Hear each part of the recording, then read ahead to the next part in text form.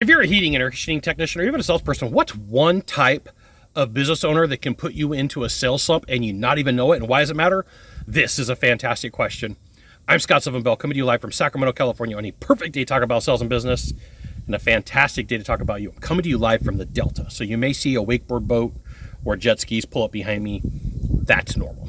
All right, so one of the things as a salesperson that you really need to do is keep really good notes on the types of calls that you run, what you feel like after the call, and the objections that you got. And one of the things that you can do with that is you can look for patterns. So when I was a sales manager, when I was a corporate sales trainer, I would try to work with the salespeople to say, let's map out your processes, the people that you met with, so that if you do hit a sales slump, we could reverse back and go, what caused it? What was the impetus? What was the thing that made you spiral out of control?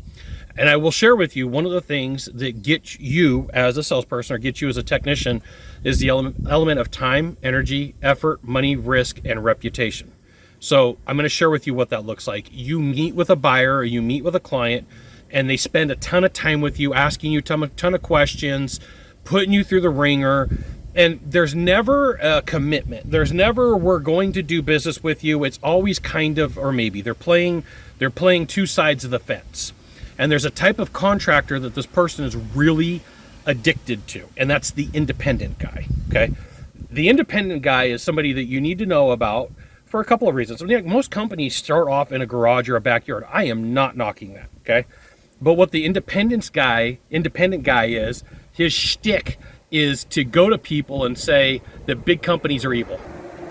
His shtick is to say that profits are bad and that, the companies that do well are the ones that are causing all the problems and they're unethical and immoral. And so what happens is this dude, and it's typically a guy like in his 40s or 50s, what he'll do is he'll say, hey, here's what I want you to do. There's some really big companies in town. You don't ever have to do business with them.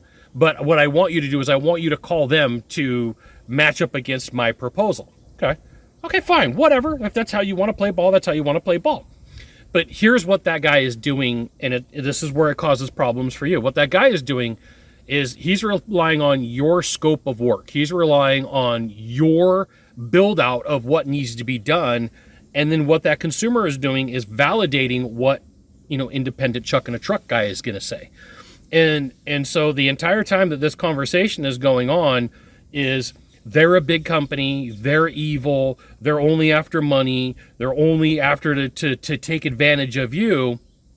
But in the meantime, they're creating a situation where they're causing the homeowner to lie and be a liar to just get a scope of work. And the problem with this is it could put you in a downward spiral because you're like, I put in time, energy, effort, money, risk, reputation to try to get this lead. Now, here's the thing. If you want to be better at sales, you want to be good at what you do, you should absolutely join my email publication, hvactechsecrets.com. I'll give you the goods, not in the Facebook group, not in the YouTube channel, which means private coaching, private training, discounted coaching, discounted training. It's an email publication. You, my friend, will freaking love it, and occasionally I try to sell you stuff. So if you are struggling in sales, if you are trying to beat a sales slump, start identifying like 5 calls back, 10 calls back. What was the call that you ran? Who were the people that you talked to? What were the objections that you got? How did you feel after you talked to the person? Did you go down the element of, I put in so much time and effort into this deal and it never went anywhere? Well, part of that is because you're not getting enough commitments. Part of that is not because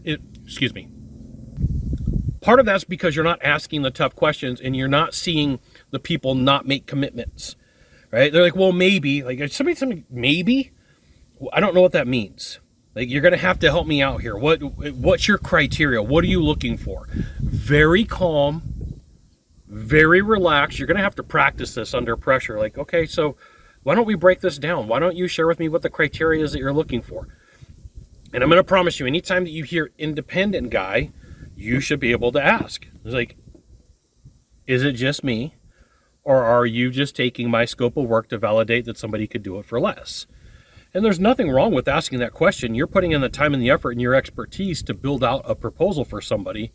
There's a million just different ways to handle this. You could wordsmith what I just said a billion different ways, but what you should absolutely do is put this word track into your sales process of, maybe I'm wrong here, ... It feels like The only reason I'm here is to build out a scope of work for your independent guy so that he could do it for less. Okay? And then they're going to go, no, no, no, that's not true. That's not true. I just want to give everybody a chance, and I want to look at all the companies, and I'm talking to bigger companies, and I'm talking to smaller companies.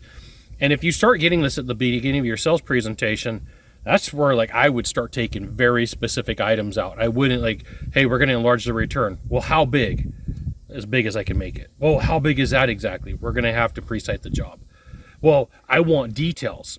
Anytime that somebody starts telling me I want details and I need details and I got to have details, part of me goes, okay, they're a detail-oriented person. And then part of me goes, oh, okay, the only thing that they're after is the scope of work so that they can cherry pick it and go after what they think is the better deal and end up with the independent guy who ends up just talking trash on you. So just be aware. Just want to let you know that I appreciate you. You got one of three things to do from here. Just one of three. Find the subscribe button, click on it, and every time I send out a video, you'll get an update. 2, hit follow. 3, you know what you got to do. Share this video with a friend. We'll see you soon. Thanks for watching.